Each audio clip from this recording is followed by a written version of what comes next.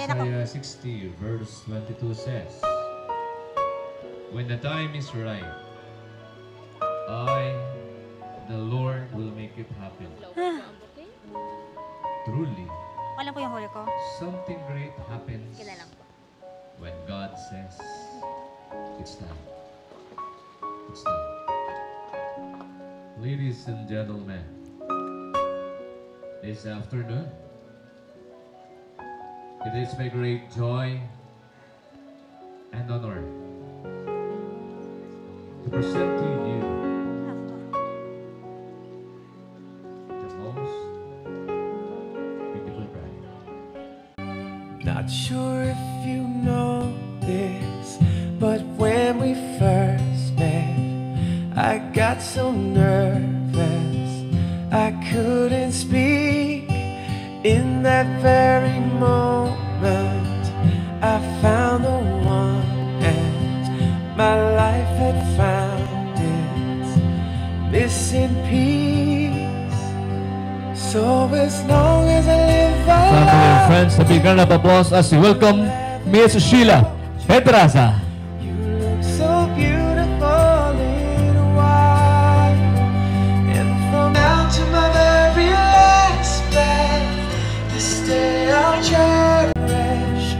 You look so beautiful in white tonight. Once again, a big round of applause as we welcome Miss Sheila May Pedraza.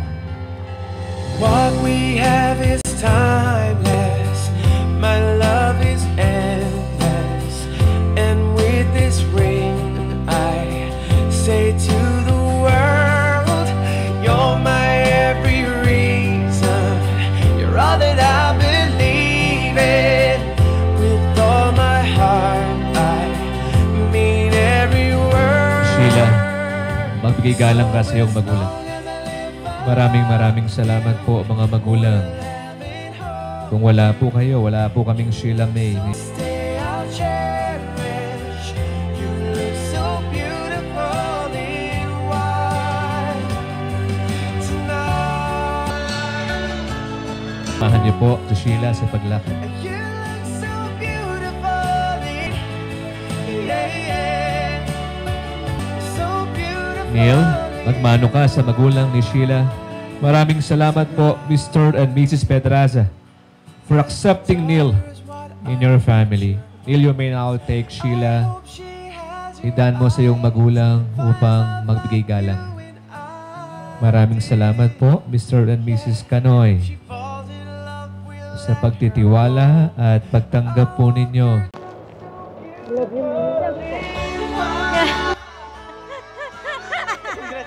Ayan mo.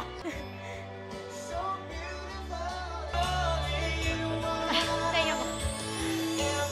Neil and Sheila, today you're presenting yourselves before these people to declare your intention for the service of God and men. I charge you first to consider that in the presence of God. I encourage you to love and care to each other and build up one another. Magharap po kayong dalawa.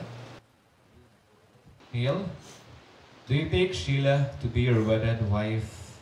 Cherish her in sickness and in health. Be you faithful to her as long as you both live. Yes, I do. Sheila, can you please raise your right hand?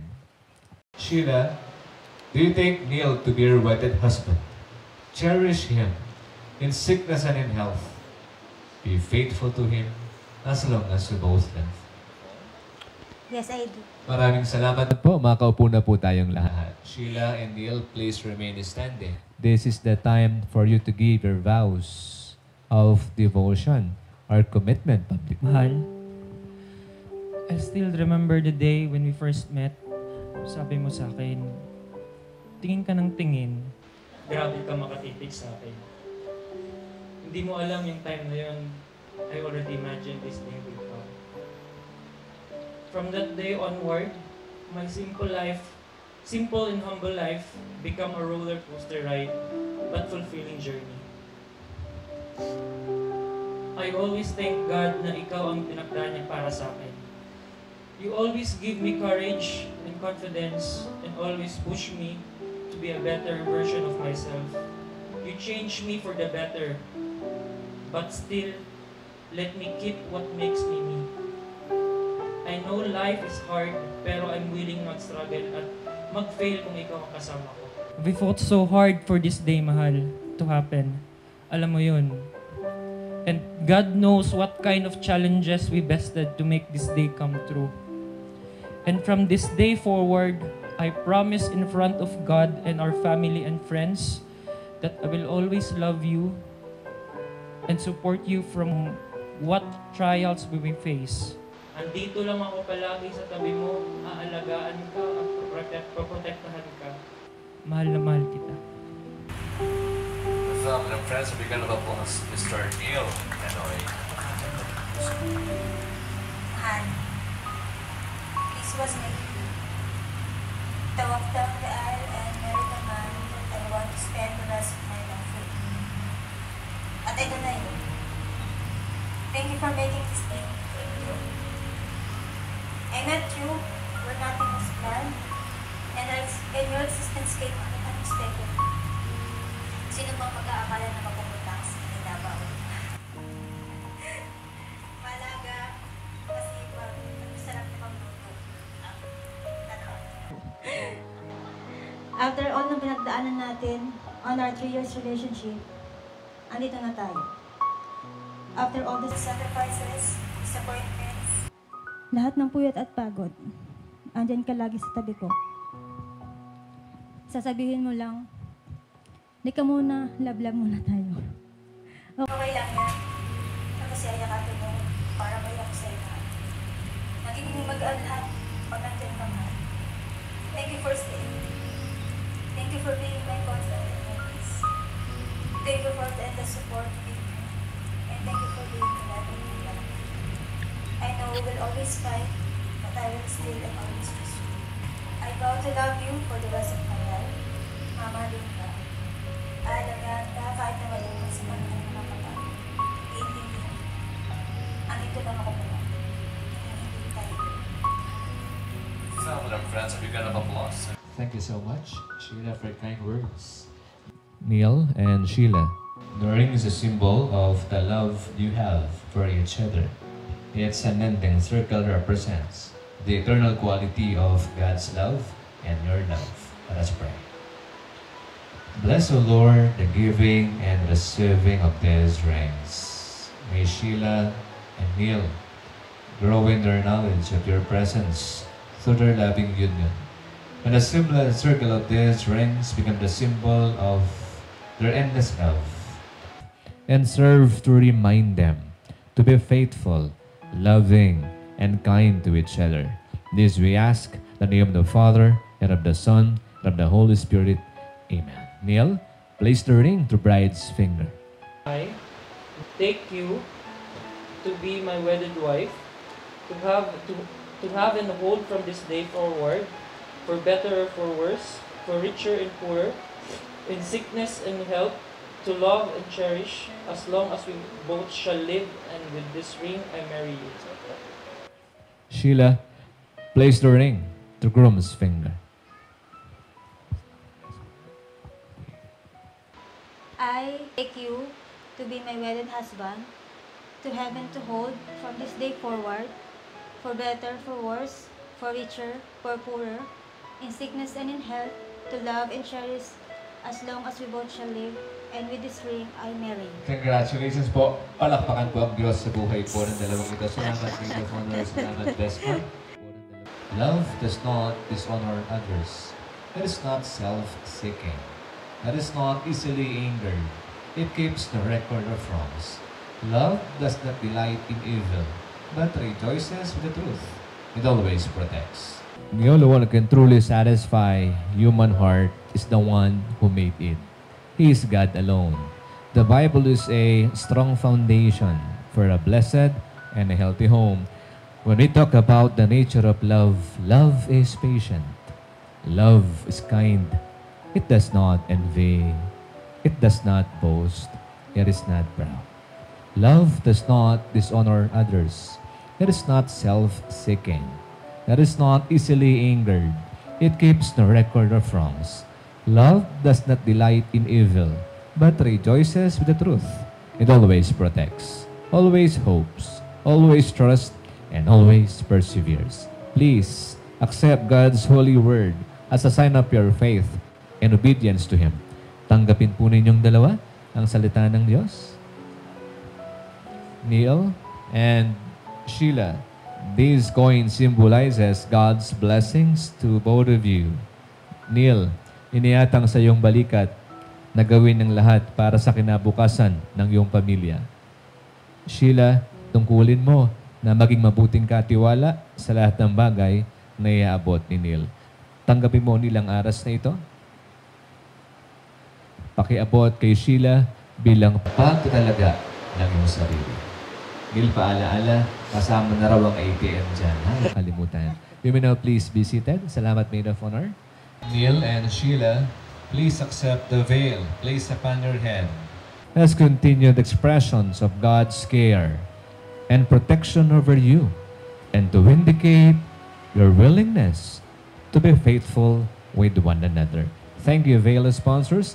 And now may I call on our cord sponsors. We have Aldrin and Stephen Joy Marcelo. The cord symbolizes that both of you are now one in Him and cannot be separated. Thank you, cord sponsors. Let us now proceed to the signing of the marriage certificate. And once again, may I request our best man, Mr. Daryl, and our matron of honor, Miss Maristela, can you please come forward and assist me for the signing of the MC. Sa mga ninongs and ninangs po, ang pangalan niyo po ay nasa ilalim po ng marriage certificate. Ang ibang pangalan po ay nasa likuran bandang itaas. Pakipirmahan na lang po sa ibabaw ng inyong pangalan. Maraming salamat po.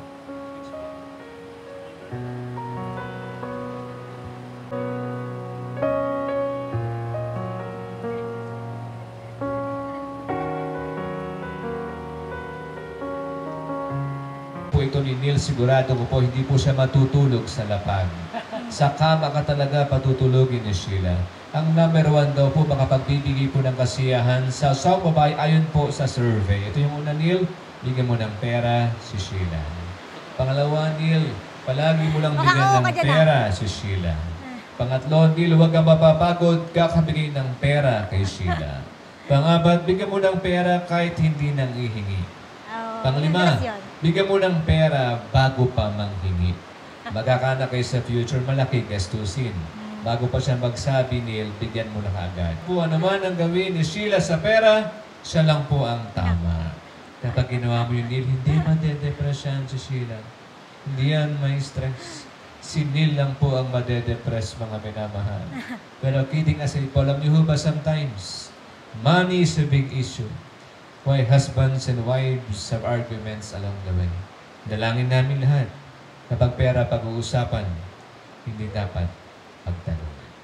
And the question is, do you accept your mate's differences?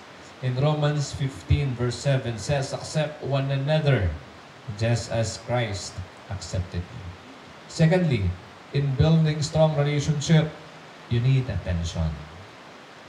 If I define love, T-I-M-E, time. Ang mga taong ito sa likod ninyo ay patunay na mahal nila kayo. Kahit masama ang panahon, hindi nagdalawang isip para suportahan niyo. If I define love, A-T-T-E-N-T-I-O-N, attention. There's a book written by Gary Chapman. The title of the book is The 5 Languages of Love. According to him, quality time is essential sa isang matibay na pagsasama. Neil and Sheila, you need to accept the reality that life on earth is too short. Maikli lang po ang buhay. Wala talagang rewind. Habang tumatakbo ang kamay ng orasan, umiikli ang buhay ng mga taong malapit sa ating lahat. Kaya naman, kung meron kayong pagkakataon palagi to make beautiful memories, to the people you love, take those opportunities. Are you looking forward to travel together?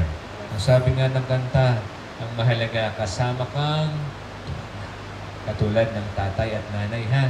hanggang huli. Lastly po, in building strong relationship, kailangan pa ng appreciation. Alam niyo po, in the place where we live, there are more critics than complimenters. Minsan nga, 10 ginawa mong mabuti, isang pagkakamali mo lamang, nalimutan ka agad ng 10. Sheila and Neil at nanay ni Neil na ginagawa mo naman before. Kung meron mang unang tao na magpapalakas ng kanyang loob sa panahon ng panghihina, magsasabi kay Neil na kaya mo yan. Naniniwala ako sa iyo. Pinagmamalaki kita.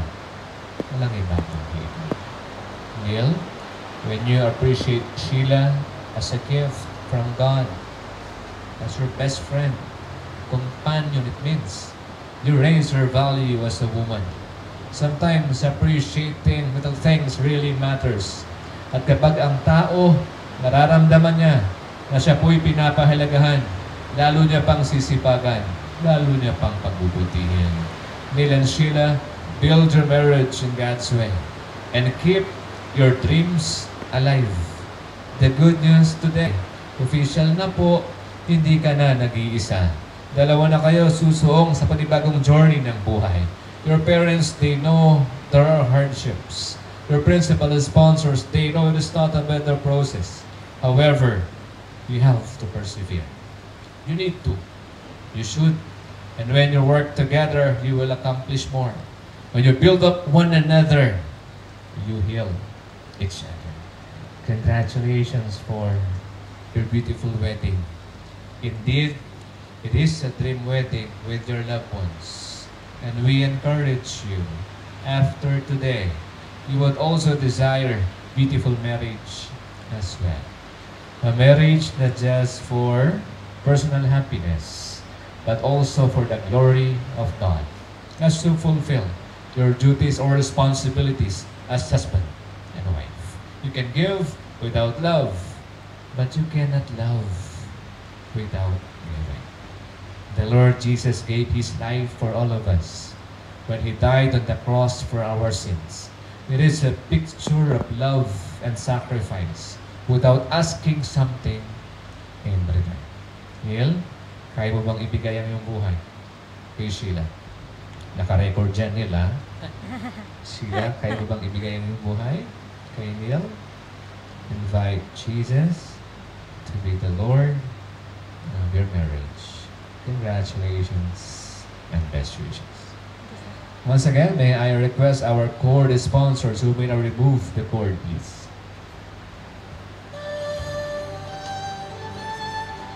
Our cord sponsors, Aldrin and Stephen Joy Marcelo. Avail sponsors, please. Galing pa si nanay tatay mo sa dati. Davao po. Kailan dumating? Kahapon po, sinundo namin.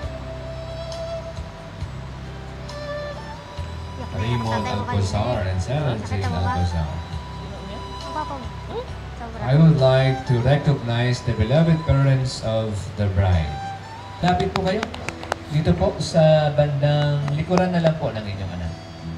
And I would like to recognize the beloved parents of the Mr. and Mrs. Canoy.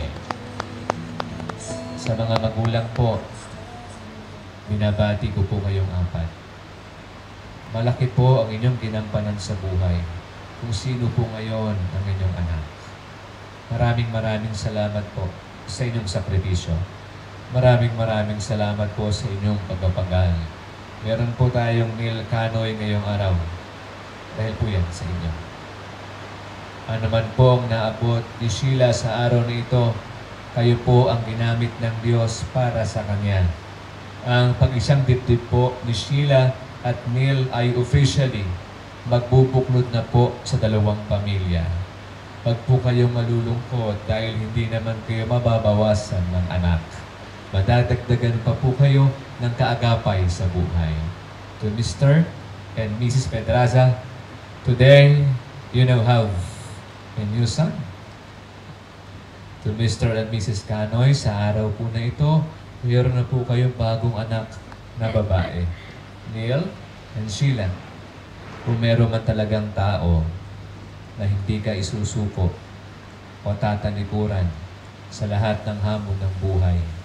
Tatanggapin ka sa kabiguan mo o tagumpay. Alam niyo sino? Ang tatay at nanay ninyo. Pinagpapala ng Diyos ang mga anak na magagalang at mapagmahal sa magulang. Kaya naman, kung meron kayong pagkakataon na sila ay pasalamatan, sabihan na salamat Mapa sa lahat. Mahal po namin kayo. Pagkakataon ay pagmalaki nyo, magulang ninyo. Gawin ninyo. Sa katotohanan, ang mga magulang ninyo ang isa sa pinakamagandang regalo ng Diyos sa inyong dalawa. Mga magulang, ito po may nangangako sa biyaya ng Diyos na patuloy po ninyong susuportahan, mamahalin, ipapanalangin si Sheila at Neil habang kayo po ay nabubuhay. Yes? Kayo po ba'y nagagalak after 3 years ay magbubuklod na po ang inyong pamilya. Yes?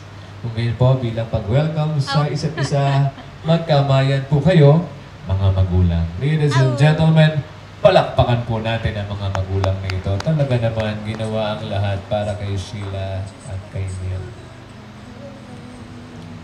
Neil, Sheila, tayo kayong dalawa. Ang presensya po ninyo ngayong araw ay patunay na mahal ninyo, sinusuportahan po ang dalawang ito. Kahit po malayo ang lugar, and in spite of your busy schedules, and yet you decided to come. Kayo po ay napili na maging pangalawang magulang dahil po sa pagtitiwala at paggalang po sa inyo ng pamilya Canoy at pamilya Pedraza. At naniniwala po ang dalawang ito na malaki pa ang magagawa ninyo para sa kanila. Ninong sa ninangs, do you promise by the grace of God, malaki pa ang magagawa ninyo para sa kanila? Ninong sa ninangs, do you promise by the grace of God that you will continue to love, pray, and support Neil and Sheila throughout their lives? Yes? Do you promise that you will set an example as far as love and faith is concerned? Maraming salamat po. Palakpakan po natin ng mga ninong sa ninangs, Neil and Sheila. Kayong dalawa. Magbigay galang kayo sa inyong pangalawang magulang. Maraming salamat ninong sa ninangs. Hindi po malilimutan ni Sheila at Neil ang presensya po ninyo ngayong araw.